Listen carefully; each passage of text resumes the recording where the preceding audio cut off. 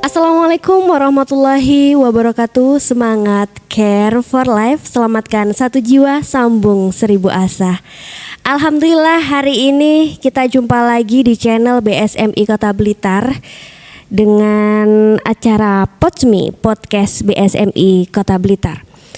Kita akan ngobrol santai, berbagi cerita tentang dunia kesehatan, sosial, dan kemanusiaan bersama saya Rosidah, biasa dipanggil Kak Ros. Hari ini saya ditemenin sama Bu Farida. Assalamualaikum Bu. Waalaikumsalam warahmatullahi wabarakatuh Kak Ros. Kabar baik ya Bu ya? Alhamdulillah. Alhamdulillah hari ini kita bisa menarik Bu Farida ke sini. Kita ngobrol dengan tema yang berbeda daripada biasanya. Dan buat sahabat BSMI yang baru saja menonton video ini, bisa juga klik video-video lain yang ada di akun ini. Jangan lupa subscribe, like, dan komen-komen untuk meramaikan video POCMI hari ini.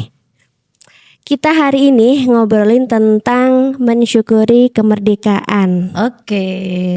Banyak orang merayakan kemerdekaan dengan lomba-lomba, dengan hiruk pikuk, meriah, euforia. Tapi kalau kita sebagai umat Islam, bagaimana kita menyikapi kemerdekaan yang baik ya Bu ya, yang santun dan yang sesuai. Ya, mensyukuri kemerdekaan sesuai dengan makna kesyukuran itu sendiri gitu ya. Karena sejatinya kita ini di dunia kan, kalau kata orang Jawa kan mampir ngombe gitu ya. Sehingga ketika kita berada di dunia, maka kita harus mendayagunakan seluruh potensi yang dititipkan oleh Allah kepada kita ini untuk kebaikan gitu ya. Kalau bahasa Qur'annya sih amar ma'ruf nahi mungkar gitu ya. Termasuk salah satunya dengan mensyukuri kemerdekaan gitu ya. Bolehlah kita euforia, tapi kan tidak selamanya seperti itu ya. Bersenang-senang tidak selamanya juga seperti itu. Ya mungkin ada kalanya gitu ya. Kita boleh untuk mengungkapkan kebahagiaan. Kalau saya lebih menganggapnya mengungkapkan kesyukuran gitu ya. Sehingga kalau yang diungkapkan itu adalah kesyukuran, maka kita tidak kebablasan. Tapi kalau sekedar mengungkapkan kebahagiaan, itu bisa jadi lupa diri gitu ya. Nah, yang kita bahas di sini adalah terkait kesyukuran gitu ya. Jadi kalau seseorang bersyukur, tentu saja yang pertama mengucapkan hamdalah kalau seorang muslim ya. Alhamdulillah Hirobil alamin. Segala puji hanyalah milik Allah. Hanyalah untuk Allah, Tuhan seru sekalian alam. Bahwa nikmat kemerdekaan, pembangunan yang luar biasa yang kita nikmati sekarang ini ya, meskipun ada ekses-ekses dari pembangunan itu, tapi kan kita tetap harus bersyukur ya dengan proses jatuh bangunnya bangsa ini gitu ya. Maka kita mengucapkan syukurnya, memuji Allah karena semuanya karena rahmat Allah. Tanpa pertolongan Allah maka tentu saja mungkin kita masih menjadi bangsa yang dijajah. Apa sekarang masih dijajah juga ya? Iya, masih ada dalam beberapa hal ya. Kita ya. Lanjut ya Ustazah ya. Nanti biar di-cut ini sama teman-teman.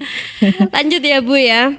Ini kalau ngomongin rasa syukur, bagaimana kita mengekspresikan rasa syukur dalam kehidupan sehari-hari. Nah tadi kan sudah mengucap hamdalah. Terus kemudian mengucap itu tidak hanya lesan yang menggerakkan kedua bibir dan mengeluarkan suara, tapi dalam hati itu juga memaknai bahwa yang aku syukuri ini adalah nikmat dari Allah loh. Semuanya ini adalah atas prakarsa Allah, bukan atas jasa manusia, bukan atas upayaku misalnya seperti itu. Nah kemudian setelah dua tadi kita menindaklanjuti dengan action gitu ya. Jadi kita berusaha untuk mengaplikasikan kesyukuran kita itu dengan berkarya dimanapun kita berada gitu ya. Kalau kita posisinya sebagai ibu rumah tangga ya, bagaimana kita menjalankan fungsi sebagai partnernya suami ini dengan sepenuh yang kita bisa, semaksimal mungkin gitu ya. Karena wilayah manusia itu kan berusaha Allah yang menentukan ya. Perkara misalnya nanti di tengah perjalanan itu kita ada emosinya dalam melayani suami, ada gondoknya dan sebagainya. Nah, itu kan qadarullah ya, takdir. Tapi kita akan berupaya untuk sebaik mungkin di dalam melayani rumah tangga itu, melayani suami, anak-anak dan sebagainya gitu ya. Nah, kemudian kalau misalnya kita juga menjadi anggota masyarakat, tentunya kita kan hidup di tengah masyarakat ya. Maka bagaimana kita bisa menjadikan diri kita itu produktif, bermanfaat untuk masyarakat di sekitar kita. Jadi jangan sampai adanya kita itu seperti tidak adanya kita. Karena banyak kasus ya ternyata ditemukan gitu ya. Fulan bin Fulan gitu ya, atau Fulanah bin Fulan di rumah wafat tidak ketahuan siapapun. Padahal dia punya tetangga. Karena tidak terlihat apapun, tidak ada perannya mungkin ya. Mungkin dia tidak berperan gitu ya, atau mungkin lingkungannya cuek gitu ya. Nah, maka dimulai dari diri kita untuk kemudian peduli kepada orang lain gitu ya. Kalau kita sudah peduli kepada diri kita, maka selanjutnya kita harus peduli kepada orang lain, karena itu manifestasi dari iman gitu ya. Seseorang yang beriman itu tidak dikatakan beriman manakala dia tidak memberikan sesuatu yang baik kepada orang lain gitu ya. Sebagaimana juga ketika bersyukur atas nikmat kemerdekaan gitu ya. Nah, itu kan ada nilai produktif di situ kalau kita bersyukur. Nah, ayatnya kan ada di surat Ibrahim ayat 7 itu ya. Wa itta'adana rabbukum la in syakartum la azidanakum wa la in kafartum inna adabi lasyadid. Center pointnya kalau kita bersyukur akan ditambah. Tapi kalau kita kufur, kita mengingkari, maka adab Allah itu sungguh sangatlah pedih. Kan ada nilai produktif kan di situ, ketika kita bersyukur ditambah. Kira-kira kalau ibu rumah tangga ngomongin produktif itu kan ada penambahan ya. Nggak cuma cuan ya usia kalau produktif. Betul gitu pasti ya. Pasti ada yang lain. Bakal lebih efektif waktunya kah? Betul. Dan lain-lain. Iya. Kalau ngobrolin tentang peran kita ke masyarakat sebagai generasi muda, Ustazah, ini bagaimana kita mensyukuri, menghargai perjuangan. Gimana ya? Ganti cut dulu. Ini nyambungin ke relawanan, Nus. Gimana peduli tadi? Sambung di situ. Tadi kan Ibu mengatakan kalau kita bersyukur itu juga peduli kepada orang lain gitu. Nah, berarti, itu masuk kerelawanan di situ. Lalu bagaimana kita istilahnya mengaplikasikan kepedulian kita? Iya. Oke, kita lanjut. Lalu gimana Bu? Bagaimana cara kita untuk mengaplikasikan kepedulian terhadap sesama itu? Iya, banyak sekali contohnya gitu ya. Dimulai dari diri kita, dimulai dari hal kecil, dimulai dari sekarang, nggak pakai menunda gitu ya. Misalnya kita membangunkan, ini konsepnya sebagai ibu rumah tangga tadi ya. Iya. Misalnya kita membangunkan anak kita untuk sholat subuh. Kita nggak ingin anak kita terlewat prime time waktu sholat subuh itu, maka itu juga sudah suatu kepedulian gitu ya. Nah, apalagi ketika kita di keluarga itu sudah menerapkan nilai-nilai kepedulian yang tinggi, artinya kan kalau yang seperti itu tadi nilainya sudah akhirat gitu ya. Iya. Nah, tentu saja kita kan insya Allah menjadi orang yang peduli juga di masyarakat gitu ya. Jadi nggak ingin misalkan tetangga sekitar kita yang pintunya paling dekat dengan rumah kita itu mungkin mereka merasakan kelaparan atau mungkin mereka merasakan kekurangan, ya pasti kita akan membantu gitu ya. Apalagi Rasulullah juga berpesan ya kepada kita bahwa saudara kita yang paling dekat itu adalah yang pintunya paling dekat dengan pintu rumah kita gitu ya. Nah, itu yang harus kita perhatikan. Artinya jangan sampai kita misalkan masak sesuatu yang baunya kemana-mana tapi tetangga kita hanya dapat baunya aja gitu ya. Itu konsep kepedulian itu di dalam Islam Masya Allah itu basic banget gitu ya. Jadi sehingga ketika kita bicara tentang peduli, Itu peduli dan berbagi. Oke, peduli Care dan to share. berbagi. Seperti BSMI Kota Blitar ya, yang Iya. senantiasa peduli dan berbagi. Woi, luar Iya, biasa. luar biasa. Kerelawanan itu ya, Masya Allah ya. Jadi nilai-nilai Islam itu dimunculkan tidak hanya berupa kata-kata atau slogan atau kemudian sesuatu yang tidak bisa diraih, tapi ketika kita kemudian praktek di masyarakat, oh ternyata ini loh bisa dirasakan kepedulian itu gitu ya. Dan kita ketika bisa mengaplikasikan itu kan keberkahan semua Mhm. yang mendatangi kita gitu ya. Bagaimana Islam memandang kerelawanan? Apakah itu masuk ke amal jariah, Bu? Iya, bisa. Innamal a'malu binniyat. Jadi segala sesuatu itu tergantung pada niatnya gitu ya. Kalau kita meniatkan sesuatu itu lillah karena Allah, maka Allah lah yang akan mencatat itu sebagai suatu kebaikan gitu ya.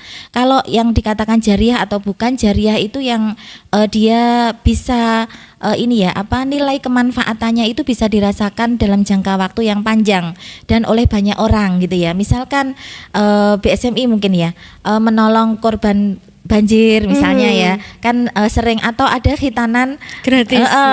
seperti itu ya, kan itu bisa dirasakan kemanfaatannya dalam long distance gitu ya, dan kemudian tidak hanya berimpact kepada satu orang, bisa jadi satu keluarga, satu komunitas gitu ya. Kalau anak laki-lakinya yang solih, kemudian misalnya dikhitan di BSMI gitu ya, terus kemudian mendapatkan doa-doa karena para petugasnya ini atau relawannya ini orang-orang yang rajin beribadah kepada Allah gitu ya, maka itu jariah kebaikannya terus mengalir gitu ya. Jadi si anak tambah solih ya, terus kemudian dia merasakan bahwa yang saya alami ini adalah kebaikan yang diberikan oleh orang lain, maka saya pun juga harus berusaha untuk memberikan kebaikan juga ke orang lain. Tadi ada gitu. yang saya garis bawahi, Bu. Apa itu? Ini berarti relawannya juga harus baik, harus beribadah pada Allah. Iya. Tentu, iya. Jadi nggak serta-merta ya. Kita tidak bisa memberikan suatu kebaikan manakala kita tidak baik. Oke. Tapi itu proses gitu ya, proses. Artinya sahabat Rasulullah saja dulu ketika Rasulullah itu berdakwah awal di Mekah selama 13 tahun, Rasulullah itu kan menerapkan pondasi iman ya. Itu pun perintah sholat yang turun tidak serta-merta langsung sholatlah gitu ya. Tapi kemudian perintah yang turun itu janganlah kamu mendekati sholat selama kamu masih dalam keadaan mabuk. Kan seperti itu, karena adat di jahiliyah itu pada waktu itu kan seperti minuman biasa aja, khamr itu gitu ya. Kayak mungkin kita ke negara lain yang bukan mayoritas Islam, yang mereka memiliki musim dingin, itu kan minuman sejenis khamr itu sudah menjadi sajian pelengkap. Iya, untuk menghangatkan itu ya, Bu ya. Gitu. Berarti dengan halus jangan mabuk dulu. Ada bertahap. Jangan mabuk dulu, terus karena kamu akan menghadap Tuhan, gitu ya. Terus kalau bisa kamu suci badan, pakaian ketika menghadap Allah. Berarti toharohnya masuk. Nanti gitu. ini ditingkatkan lagi ke manajemen kolbu. Kamu kalau menghadap Allah tidak hanya bersih pakaian luar, tapi jiwamu juga harus dibersihkan karena kamu menghadap Allah yang Maha Agung, yang Maha Besar, seperti itu. Jadi bertahap, dan dalam bertahap itu kadang kita up down gitu ya. Makanya kita perlu untuk maintenance. Maintenance-nya siap hari. Jadi kalau seorang muslim gitu ya, maka wajibnya 5. Ya, tapi di dalam wajib 5 itu Rasulullah juga menyampaikan bahwa di dalam fardu wajib kita itu ya kadang kita nggak sempurna. Maka Allah menyediakan bagi kita kesempatan untuk menyempurnakan yang wajib itu, bukan menggantikan ya, tapi menyempurnakan ya. Kita bisa sholat rawatib. Nah, sholat rawatib kita itulah yang akan kemudian melengkapi mungkin ada yang kurang di dalam fardu kita. Nah, sebagaimana hal tersebut kita juga bisa menerapkan dalam hal-hal yang lainnya. Kadang misalnya kalau ibu rumah tangga tadi ya, kita kan kadang melayani anak itu kan mungkin masih up down juga gitu ya. Kadang kalau ibu baru itu masih belajar, betul nggak? Betul sekali. Iya, masih belajar gitu. Jadi mencoba dan gagal, mencoba dan gagal lagi seperti itu.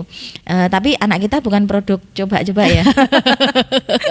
Buat anak kok coba-coba Lah, iya, gitu ya Bu buat ya. anak kok coba-coba gitu ya. Jadi kita serius gitu, serius. Tetapi di dalam perjalanannya mungkin kita Up and down. jadi mungkin lupa niat, misalnya lupa bahwa kita harus ini ya mendasarkan semuanya lillah gitu. Kadang yang muncul duluan yang lain bukan lillah gitu. Tapi kan seperti niat itu kan bisa di awal, di dalam proses perjalanan dan di akhir gitu ya.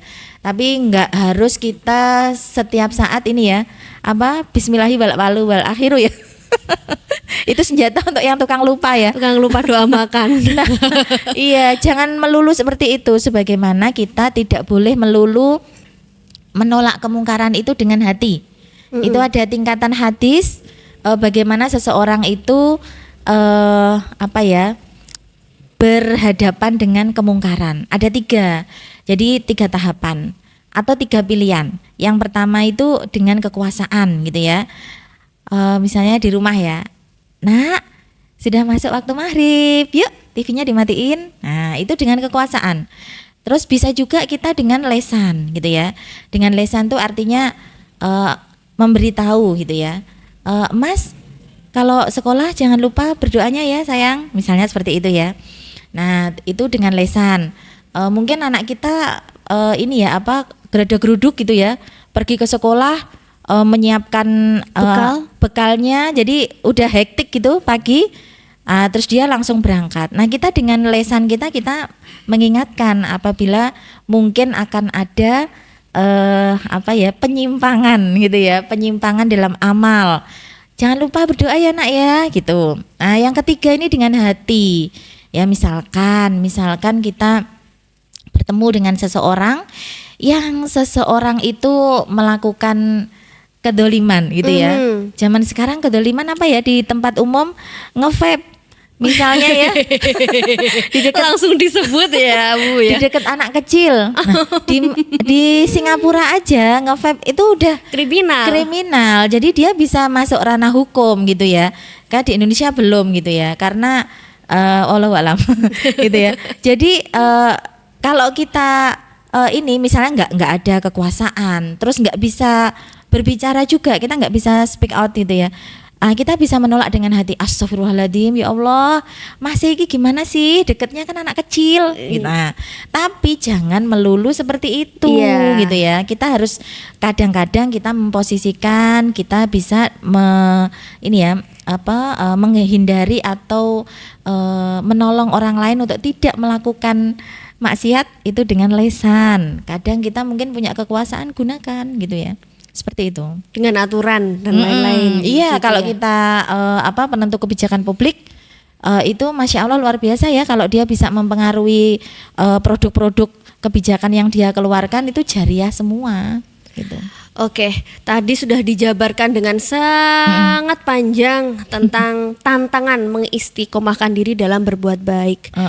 Selanjutnya ini saya pengen tahu juga Bu, tantangan kerelawanan. Jadi kadang-kadang kerelawanan dalam masyarakat kan juga naik turun. Iya. Mungkin karena modalnya lagi nipis. Ini relate ya Bu ya. Relate ya Bu. Ya. Itu bagaimana cara mengistiqomahkan dalam? Iya. Kalau kerelawanan itu faktor utama adalah pelaku, gitu ya. Maka yang dikuatkan adalah relawannya, betul nggak? Betul. Nah, jadi relawannya ini harus basically niatnya harus terus dijaga. Meskipun ya up down tadi karena keimanan ya, niatnya harus dijaga. Apakah dia benar-benar tulus di dalam melakukan kerelawanan tadi, ataukah kemudian ada tercampur? Kalau anak-anak muda ya, virus-virus pinky-pinky. Iya, betul sekali. Nah, itu harus diwaspadai gitu ya. Maka sistem dalam organisasi itu harus berjalan. Misalnya mungkin ada upgrading upgrading yang misalnya dijadwalkan gitu ya, sehingga masing-masing person relawan itu ada yang mengingatkan gitu ya. Terus bisa juga dipakai metode kayak evaluasi.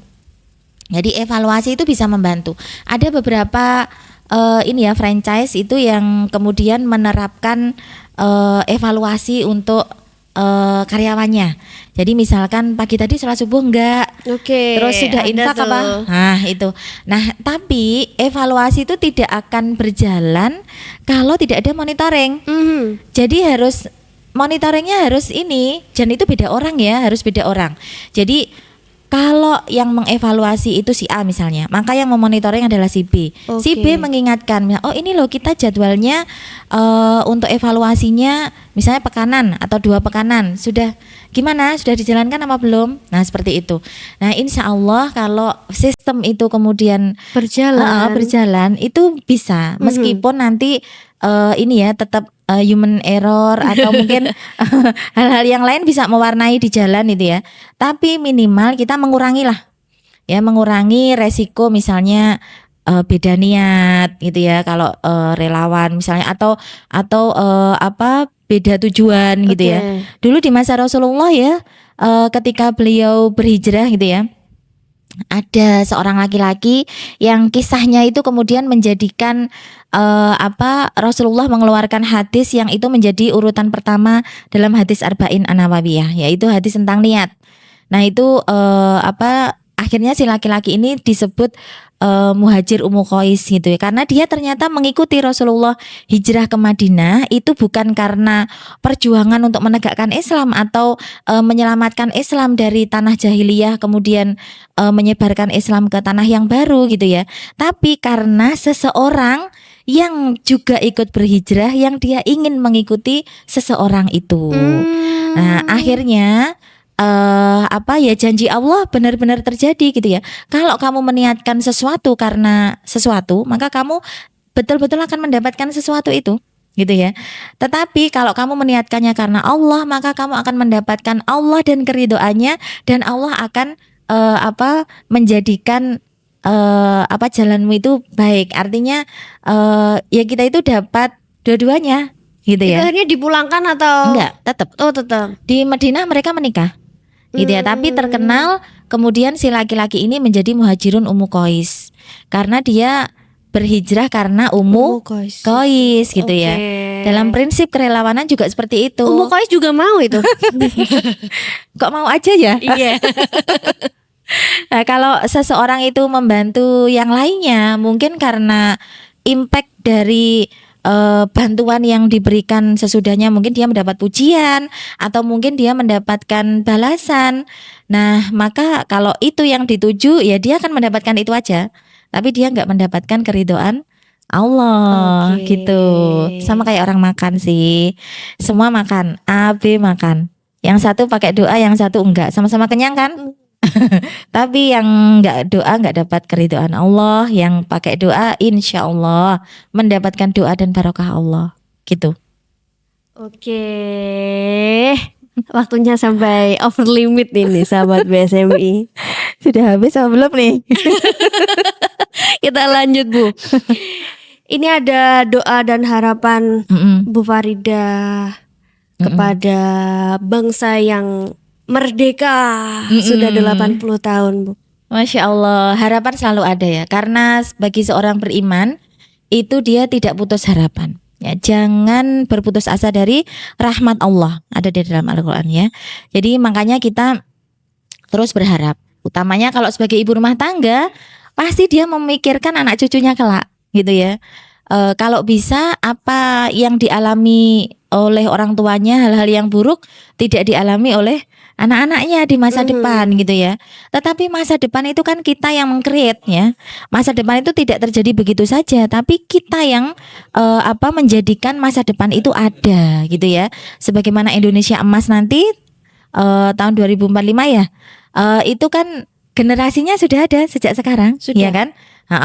Nah, maka kita yang meng-create generasi itu agar ketika ada ledakan penduduk nanti dia di 2045 mereka menjadi orang-orang yang betul-betul amanah gitu ya, untuk memegang meneruskan perjuangan dari para pahlawan bangsa ini gitu. Jadi kalau harapan saya sebagai seorang ibu rumah tangga simpel aja gitu ya. Semoga bangsa ini semakin baik gitu ya. Semoga anak-anak cucu saya kelak gitu ya, anak-anak cucu orang beriman dan siapapun dia gitu ya, itu menikmati kemerdekaan yang real, merdeka di negara ini gitu ya. Tapi itu kita usahakan sejak sekarang. Jadi para orang tua terus berjuang untuk mengisi kemerdekaan, untuk mensyukuri kemerdekaan itu dengan hal-hal yang produktif, sehingga pada masanya nanti anak cucu kita kelak memimpin bangsa ini, mereka betul-betul berada pada keadaan yang kita harapkan. Seperti itu, Kak Ros.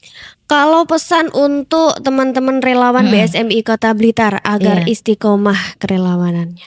Berat ini ya, istiqomah itu berat gitu ya. Tapi akan tetap berat manakala tidak dipraktekkan. Betul. Tidak dilakukan atau hanya dijadikan sebagai sebuah wacana saja. Itu akan tetap berat. Tapi manakala itu dilakukan, insya Allah itu akan menolong. Kan ada hadis qudsi ya. Kalau engkau mendatangiku dengan berlari kata Allah, dengan berjalan kata Allah, maka aku akan mendatangimu dengan berlari. Artinya apa? Rahmat pertolongan Allah itu lebih cepat daripada apa yang kita bayangkan gitu ya. Jadi kakak-kakak relawan semuanya ya, yang masya Allah tabarakallah, terus bergerak, pokoknya terus bergerak. Mau dikatain apa gitu ya, mungkin ada yang julid ya. Di tengah perjalanan tuh ada yang julid gitu ya. Terus bergerak aja gitu ya. Kalau kita terus berkarya dan karya kita itu kemudian bisa bermanfaat untuk orang banyak, itu insya Allah nanti diem sendiri kok ya, yang menggonggong itu ya. Seperti itu. Jadi kita cuek aja gitu. Itu ada beberapa tips untuk istiqomah tadi ya. Pokoknya terus berjalan, terus berusaha gitu ya. Misalnya gini, Rasulullah kan memberi panduan ya kepada kita ya. Kalau kita itu sudah terbiasa untuk saum Senin Kemis misalnya, maka pada kondisi kita tidak bisa saum, mungkin karena sakit, mungkin karena kita diundang makan oleh teman gitu ya. Karena kalau puasa sunnah itu kalau kita diundang, kita harus menghadiri undangannya, boleh membatalkan puasanya gitu ya. Nah itu mungkin pada kondisi itu maka kita akan tetap dicatat mendapatkan pahala puasa, karena kita sudah terbiasa untuk berpuasa. Sebagaimana sholat gitu ya. Rasulullah juga mengatakan kalau sudah terbiasa sholat malam gitu ya, terus pada kondisi tertentu kita mungkin sakit, nggak bisa bangun atau ketiduran, malam-malam kita itu tetap dicatat karena kita berusaha istiqomah tadi gitu ya. Jadi jangan khawatir, tapi juga jangan disengaja ya. Karena sudah terbiasa terus menolong gitu ya. Aku tak pengen leren dhisik. Nah bisa jadi ketika kita pengen istirahat, Allah betul-betul mengabulkan istirahat beneran. Sakit tapi Waalaikumsalam warahmatullahi wabarakatuh. Kalau seperti itu kan ya repot kan. Jadi itu ya, kayak misalnya panduan untuk seseorang yang lagi lemah iman. Rasul tuh mengatakan kalau kamu imannya lagi down gitu ya, lagi nggak semangat nih, tetap melakukan sholat sunnah meskipun hanya 2 rakaat. Itu kalau yang sudah biasa sholat qiyamul lail ya. Kalau qiyamul lail itu kan Rasulullah biasanya kan 11 rakaat, 8 terus sama 3 gitu ya. Nah, tapi kalau lagi males, lagi imannya lagi turun, jangan ditinggalkan. Kerjakan meskipun hanya mendapat 2 rakaat dan 1 witir. Seperti itu. Artinya apa? Ini ngobrol kayak gini di depan Kak Ros, ini rasanya kayak artinya nggak boleh berhenti kan? Nggak boleh berhenti kan? Tetap kan? Iya. Tetap, cuma dikurangi intensitasnya. Gitu ya. Jadi biasanya 8 jadi 2. Itu ya. Itu tim saya langsung sholat 2 itu. Amin. Gitu, mungkin pas lagi sibuk deadline sana sini atau ada yang belum dikerjakan, tetap sholat duha meski hanya 2 rakaat. Iya sih ya Ustazah. Jangan berhenti gitu ya. Mungkin waktunya ya Allah betul-betul ini ya hektik banget sampai nggak bisa duduk sejenak untuk membaca Al-Kahfi. Ini kan hari Jumat ya. Nah, maka baca ayat 1 sampai 10. Itu ada sunahnya. Kalau yang hafal 1 sampai 10 di awal atau di belakang ayat ya, atau di akhir ayat itu kan dilindungi dari dajjal. Nah, jadi pokoknya jangan tinggalkan gitu. Ya. Insya Allah. Ini ngobrolin kerelawanan memang tidak ada habisnya karena Bu Farida ini adalah seorang relawan dari berbagai komunitas, mulai yang berdampak pada bayi dan anak kecil sampai ke yang lansia uzur. Jadi banyak sekali komunitas yang dikelola dan direlawani oleh Bu Farida ini. Iya, alhamdulillah diberi kesempatan gitu ya. Diberi kesempatan dan saya ambil gitu. Karena mungkin kesempatan itu tidak mendatangi setiap orang gitu. Dan ketika kesempatan itu datang itu secara tidak langsung Allah loh yang menjadikan kita itu untuk terlibat dalam kebaikan. Jadi kalau ada tawaran kebaikan maka ambil.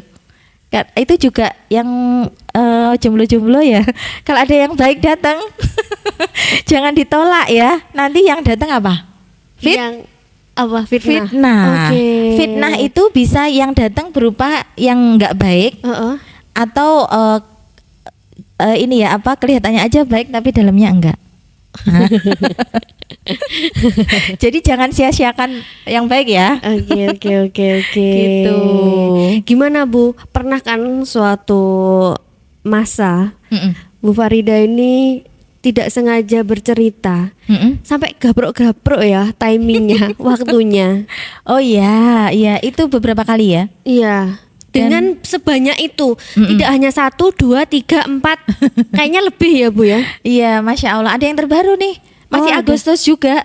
Mau diceritain? Biasa, boleh. Ini ke sasarannya apa Bu? Kemana maksudnya? Ini artinya ketika kita itu mendahulukan Allah, ketika kita itu lebih memprioritaskan kalamullah Al-Quran, Allah ternyata membukakan jalan yang mudah untuk rencana-rencana berikutnya. Nah, ini kejadian nyata gitu ya. Jadi waktu awal Agustus kemarin ya, tanggal 3 insya Allah ya, hari Ahad itu ya. Nah itu kan saya ada 4 agenda. Jadi mulai dari jam 6 pagi itu ada komunitas One Day One Juice 1 bulan sekali itu kita show up kebaikan ke masyarakat. Bukan pamer ya, beda ya. Antara pamer sama kemudian kita menyuarakan kebaikan itu untuk dilihat masyarakat umum gitu ya. Jadi kita mempopulerkan untuk membaca Quran ke masyarakat umum. Kalau kita membacanya di rumah kan orang lain nggak bisa lihat, tapi kita memberi pelajaran bahwa ini loh ada komunitas baca Quran, terus ternyata bisa kumpul-kumpul loh, tilawah bareng asik loh gitu ya. Itu One Day One Juice pagi jam 6 ya. Terus berikutnya jam 6 juga itu kan ada undangan CFD ya. Di Pemkot itu wajib ya kalau hadir gitu ya, pegawai itu ya. Nah kebetulan diamanahi ikut lomba di CFD itu. Artinya apa, nggak bisa diwakilkan kan? Karena sudah ada surat tugasnya gitu ya. Nah terus kemudian yang berikutnya jam 9 itu mepet-mepet ya waktunya ya. Jam 9 itu ada KBIHU Al-Fikri. Jadi kelompok bimbingan ibadah haji umroh Al-Fikri itu juga pertemuan manasik ya, kebetulan disuruh ikut bantu jadi panitia gitu ya. Iya, relawan juga ya. Terus yang sore itu ada kelas pekanan. Jadi wajib juga. Jadi harus melakukannya gitu ya. Nah, itu sebelumnya itu gini, hari Sabtunya ya Allah agendanya ini ya, kejar tayang gitu ya. Bismillah gitu ya. Saya memang berniat untuk mengawali dengan Al-Qur'an dulu gitu ya. Pokoknya saya harus datang sebelum jam 6, gelar tikar, masang banner, saya duduk tilawah. Nah, setelah tilawah itu 1 juz ya. Kalau One Day One Juice kan 1 juz ya. Tilawah selesai, alhamdulillah, foto-foto bareng. Terus kemudian berpindah ke acara CFD lomba. Saya lomba mindah sedotan waktu itu ya sama temen. Percaya nggak percaya ya? Menang. Enggak, nama kita itu nggak ada di daftar peserta coba. Oh. Padahal udah didaftarin sama kantor. Akhirnya kan ya kita cuma jadi penonton kan di situ. Kita datang melaksanakan surat tugas untuk datang, tapi kemudian ternyata qadarullah itu ya, nama kita itu nggak ada, kayak dibusuk gitu loh sama Allah, dan itu benar gitu ya. Jadi telat pun nggak apa-apa nggak masalah gitu ya. Nah, terus kemudian hadir di lomba karena kita nggak ada, otomatis kan babak penyisian kita juga udah nggak ikut kan. Habis itu pulang persiapan untuk ke acara KBIHU Al-Fikri gitu ya. Udah berjalan sampai duhur, pulang sebentar istirahat, sore kajian, ba'da asar kelas online. Oh, kelas online. Jadi insya Allah yang menurut kita itu ribet, kalau Allah itu kun fayakunnya bisa. Allah kan bisa menjadikan sifat yang melekat pada suatu benda, kemudian menjadikannya lain. Api itu kalau kita lihat sifatnya apa? Membakar, panas gitu ya. Siapa yang bikin api panas? Allah. Nah, Allah menjadikan api itu dingin dengan kehendaknya, karena Allah tidak ingin Nabiullah Ibrahim alaihissalam terbakar. Allah memerintahkan api dinginlah. Maka Nabiullah Ibrahim keluar dari tumpukan kayu bakar yang sisanya sudah menjadi abu, dan lainnya masih ada mowonya itu ya, kalau kata orang Jawa itu ya. Itu dalam keadaan basah kuyup dan kedinginan. Jadi kalau Allah itu menghendaki bisa. Jadi kakak-kakak relawan dimanapun berada, jangan khawatir gitu ya. Ada yang lebih relawan dan sepuh. Senior ya, Kalau sepuh aduh kayak 80 tahun Indonesia. Bahasanya sekarang sepuh itu gitu ya. Ini kayak emas sepuhan. Suhu kayak gitu. Kalau zaman ampun puh, sepuh itu loh Bu. Poh gitu ya nanti. Iya. Jadi luar biasa. Ini kalaupun komunitasnya Bu Farida ini butuh teman-teman kesehatan, dia juga panggil kita relawan BSMI. Jadi semua segmen itu ada yang semua dicantol-cantolin. Semua dicantol-cantolin. Ini relawan sepuh ini sobat BSMI. Dan itulah tadi perbincangan kita yang sangat-sangat bermanfaat. Semoga bisa diambil hikmah dan manfaatnya oleh sahabat BSMI dimanapun panjenengan semua berada. Saatnya kita undur diri dulu. Terima kasih Bu Farida sudah join podcast hari ini. Sama-sama. Dan jika ingin mendukung kegiatan-kegiatan BSMI Kota Blitar, nanti sahabat BSMI bisa berdonasi. Nanti akan dicantumkan linknya di akhir podcast hari ini. Kita undur diri dulu. Oke. See you, bye-bye. Wassalamualaikum warahmatullahi wabarakatuh.